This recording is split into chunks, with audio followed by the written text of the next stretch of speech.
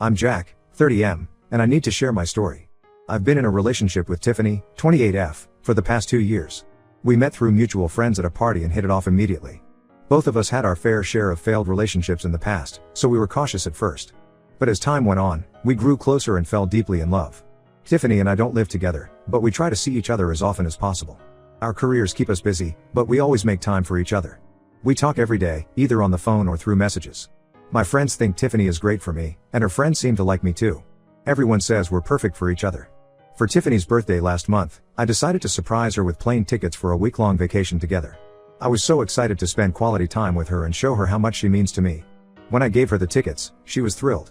She hugged me tightly and said it was the best gift she'd ever received.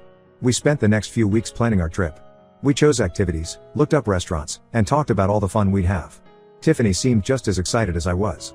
She even bought new clothes for the trip. The day before our flight, Tiffany called me. She sounded upset and told me her boss hadn't approved her leave. She said she'd have to stay behind for work. I was disappointed, but I understood. Work commitments happen, and I didn't want to make her feel bad about it. However, something didn't feel right. Tiffany had mentioned earlier that her leave was approved, so this sudden change seemed odd. I tried to push the thought away, not wanting to doubt her. But the feeling lingered. The next day, I decided to call Tiffany's office to see if there was any way they could let her have the time off. When I spoke to her coworker, they told me Tiffany wasn't in the office. In fact, they said she had taken a week off for vacation. My heart sank. Why would Tiffany lie to me? What was really going on? I couldn't shake the feeling that something was very wrong. Without thinking it through, I booked a ticket to Tiffany's city. I know it wasn't the smartest move, but I needed to know the truth. When I arrived at Tiffany's apartment, I used the spare key she had given me. As I opened the door, I heard voices inside. One was Tiffany's, and the other was a man's voice I didn't recognize. I froze, not knowing what to do. Part of me wanted to burst in and confront them, but another part was terrified of what I might find. I stood there for what felt like hours, listening to their muffled conversation and laughter. Finally, I couldn't take it anymore. I knocked on the door loudly. The voices inside went silent. After a moment, I heard footsteps approaching. Tiffany opened the door, and her face went pale when she saw me. Behind her, I could see a man sitting on the couch, looking uncomfortable. "Jack," Tiffany said, her voice shaking.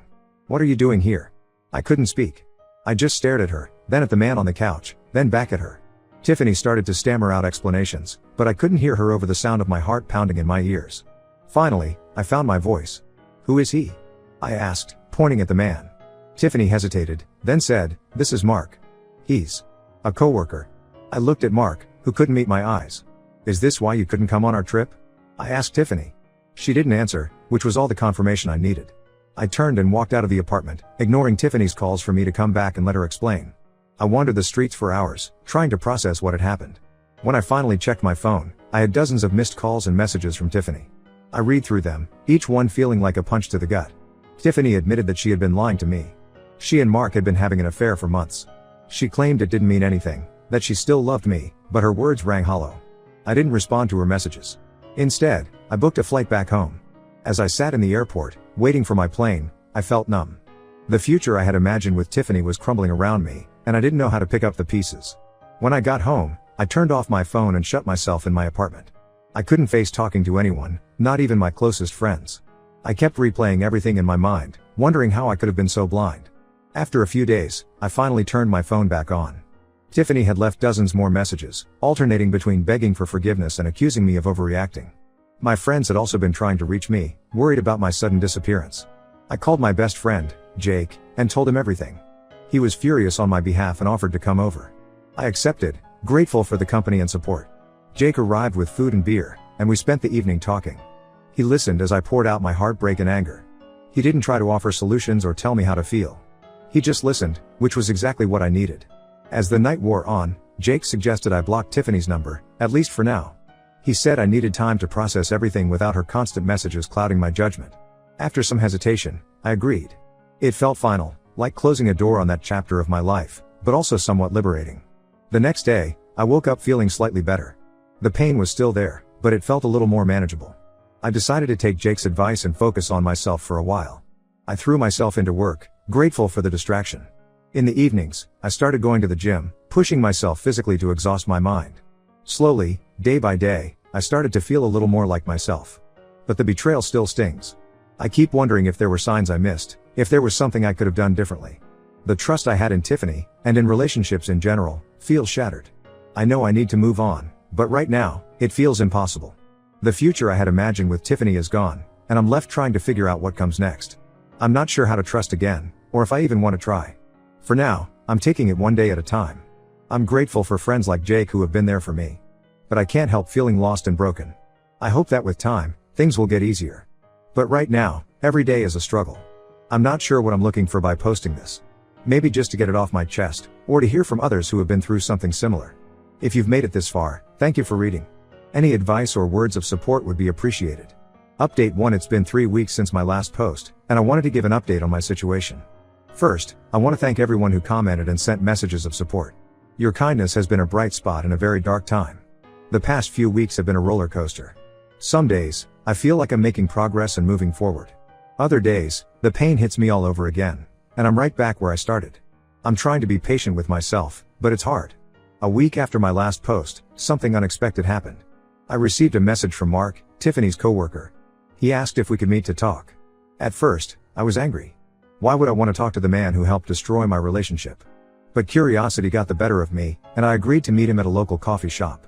When I arrived, Mark looked nervous. He started by apologizing profusely for his part in the affair. Then he dropped a bombshell. Tiffany had told him she was single when they started seeing each other. He had no idea I existed until he saw me at Tiffany's apartment that day. I was stunned. Part of me wanted to believe Mark was lying to save his own skin, but something in his demeanor seemed genuine. He showed me text messages between him and Tiffany that seemed to confirm his story. In them, Tiffany talked about being excited to start a new relationship after being single for a long time. Mark told me he ended things with Tiffany immediately after finding out about me. He said he felt terrible for being part of hurting someone, even unintentionally. He wanted to meet me to apologize and to let me know the full truth. I left the coffee shop feeling dazed. On one hand, knowing that Mark had been deceived too made me feel slightly less alone in my pain. On the other hand, it made Tiffany's betrayal even more profound. She hadn't just cheated, she had constructed an entire alternate reality. I spent the next few days wrestling with this new information. Part of me wanted to confront Tiffany, to demand answers. But another part of me knew that engaging with her would only bring more pain. In the end, I decided to maintain my no-contact rule. Whatever her reasons, Tiffany had made her choices, and I needed to focus on healing myself. This new revelation has made the healing process both easier and harder. Easier, because it's helped me see that Tiffany's actions were entirely about her own issues, not any failing on my part. Harder, because it's shaken my trust in people even more. If someone can lie so thoroughly and convincingly, how can I ever trust anyone again? My friends have been incredibly supportive through all of this. Jake, in particular, has been checking in on me regularly. He's been dragging me out of the house, making sure I don't isolate myself too much. Last weekend, he convinced me to join a local hiking group. It was the first time in weeks that I felt genuinely distracted from my problems. Work has been another lifeline. I've thrown myself into projects, staying late at the office most nights. My boss noticed and offered me a chance to lead a new initiative. It's challenging and time-consuming, but it gives me a sense of purpose and accomplishment that I desperately need right now.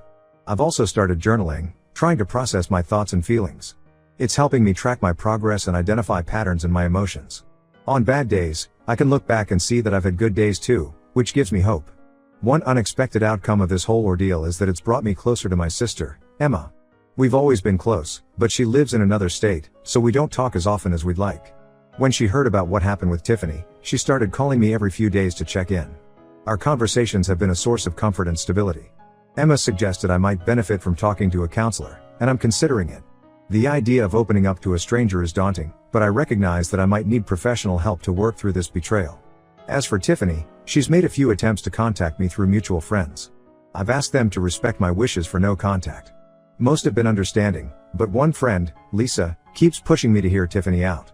It's straining our friendship, and I'm not sure how to handle it. Overall, I'm doing better than I was 3 weeks ago, but I still have a long way to go. The pain isn't as sharp, but it's still there, a constant ache in the background of my days. I'm trying to focus on the future, on rebuilding my life without Tiffany, but it's a slow process. I'm taking things one day at a time, trying to be kind to myself on the bad days and grateful for the good ones. I know healing isn't linear, and I'm trying to be patient with the process. Thank you again to everyone who's been supportive.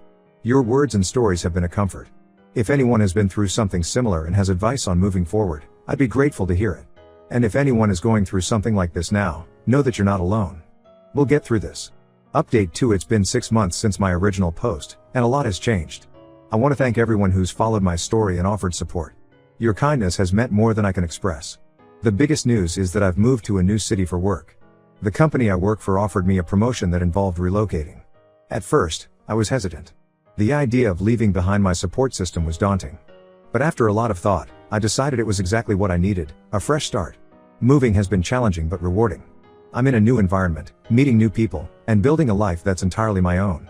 It's been liberating to walk down streets that don't hold memories of Tiffany. My new job is demanding but fulfilling. I'm learning new skills and taking on more responsibility. The change of pace has been good for me, giving me less time to dwell on the past. I've also started therapy. It took me a while to find a therapist I clicked with, but now that I have, it's been incredibly helpful. We've been working through my trust issues and developing strategies for moving forward. It's not always easy, but I can feel myself making progress. As for Tiffany, I've maintained my no contact rule. She made a few more attempts to reach out in the months after my last update, but they've stopped now. I heard through mutual friends that she's moved to another state too. Knowing there's physical distance between us has helped me feel more secure. One unexpected development came about 3 months ago. Lisa, the friend who had been pushing me to talk to Tiffany, reached out with an apology. She admitted that Tiffany had been manipulating her, feeding her lies about our relationship. Lisa had finally seen through Tiffany's deceptions and felt terrible for doubting me. It was a bittersweet moment. I was glad to have my friend back, but it was another reminder of how deep Tiffany's lies went. On the relationship front, I've started dating again, very casually. I met a woman named Claire through a work event, and we've been on a few dates. It's nothing serious, and I've been upfront about not being ready for a committed relationship. Claire has been understanding, and we're taking things very slowly. It's nice to be reminded that there are good, honest people out there. My relationship with my sister, Emma, has continued to strengthen. She came to visit me in my new city last month, and it was great to show her around my new life. She's been my rock through all of this, and I'm incredibly grateful for her. I've also picked up a new hobby, rock climbing. There's an indoor climbing gym near my new apartment, and I've found that I really enjoy the physical and mental challenge. It's become a form of moving meditation for me, a way to clear my mind and focus on the present moment. Looking back, I can see how far I've come. The pain of Tiffany's betrayal isn't gone, but it's no longer the defining feature of my life. I'm building new memories, new relationships, and a new sense of self. I still have moments of doubt and insecurity. There are still nights when I lie awake, replaying the past and wondering what if. But these moments are becoming less frequent and less intense. I'm learning to trust again, both others and myself. I'm more cautious now, but I'm trying not to let my experience with Tiffany close me off from new connections. It's a delicate balance, but I'm working on it. To anyone going through something similar, I want to say, it gets better. It's not easy, and it's not quick, but healing is possible. Surround yourself with good people, be kind to yourself, and keep moving forward, even when it's hard. Thank you all again for your support throughout this journey. Your words have been a source of strength and comfort. Here's to new beginnings and brighter days ahead. Update 3. It's been 2 years since my original post, and I felt it was time for a final update. So much has changed, and I'm in a completely different place now, both literally and figuratively. I'm still living in the city I moved to for work, and it truly feels like home now. My job continues to challenge and fulfill me. I've been promoted again and now lead a team of my own. It's stressful at times, but I love the sense of purpose it gives me. The biggest news is that I'm in a new relationship. Her name is Olivia, and we've been together for about a year.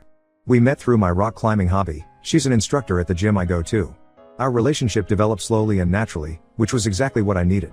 Olivia knows about my past with Tiffany, and she's been incredibly patient and understanding. We've had many open, honest conversations about trust and communication. It hasn't always been easy. I still struggle with insecurity sometimes, but Olivia has been supportive every step of the way. I continued with therapy for about a year after my last update. It was incredibly helpful in processing my experiences and developing healthier relationship patterns. I still use many of the techniques I learned, especially when I'm feeling anxious or doubtful. As for Tiffany, I haven't heard from her in over a year now. The last I heard, she had gotten married. I was surprised to find that the news didn't affect me much. It was just information about someone who used to be important to me but no longer is. My friendships have evolved too. Some of my old friends have drifted away, but I've made new, strong connections in my new city. Jake and I are still close. He came to visit a few months ago, and it was great to show him around my new life. My relationship with my sister, Emma, continues to be a source of strength and joy. She's getting married next year, and I'm honored to be her man of honor. Olivia and I are excited to be part of the celebration. Looking back on the past 2 years, I'm amazed at how much I've grown. The pain of Tiffany's betrayal is no longer a daily presence in my life. It's more like an old scar, a reminder of past hurt, but no longer painful to the touch. I've learned a lot about myself through this journey. I'm stronger and more resilient than I ever knew. I've also learned the importance of self-respect and setting boundaries. These lessons have served me well in all areas of my life, not just in relationships. Rock climbing has remained an important part of my life. I've progressed to outdoor climbing and even took a trip to tackle some challenging routes in Utah last summer. It's become more than just a hobby, it's a way for me to challenge myself, face my fears, and build trust with others. My advice to anyone going through a similar situation is this: give yourself time to heal, but don't be afraid to open yourself up to new experiences and relationships. The right person will understand your past and be patient with your healing process. I also want to emphasize the importance of focusing on personal growth. Whether it's through a new hobby, career advancement, or personal development, investing in yourself is crucial. It not only helps distract from the pain but also builds confidence and self-worth. This will be my final update. I feel like I've closed this chapter of my life, and I'm ready to fully embrace the new one. Thank you to everyone who has followed my journey and offered support along the way. Your kindness and encouragement have meant more than you know.